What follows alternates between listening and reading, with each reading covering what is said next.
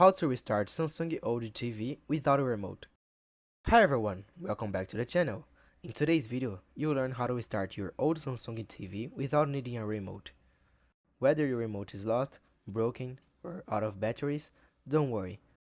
I'll guide you through simple methods to get your TV up and running again. Let's get started. Method 1.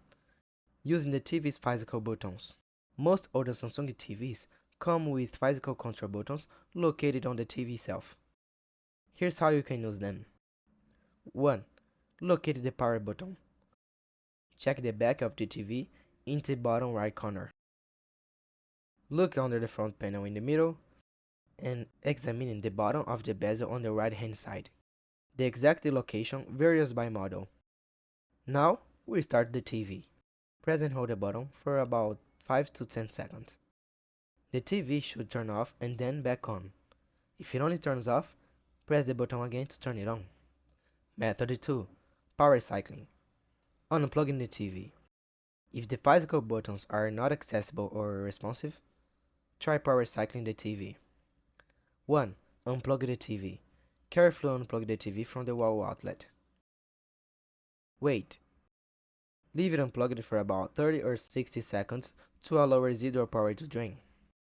And then, plug it back and turn it on. Plug the TV back into the outlet.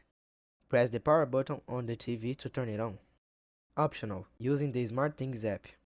If your TV supports Wi-Fi and you had previously set it up, you can use Samsung SmartThings app as a remote. Download SmartThings. Install the SmartThings app on your smartphone. And then, connect it to your TV. Open the app and tap the More icon to add a device. Select the TV and follow the on-screen instructions to connect. Then, control your TV.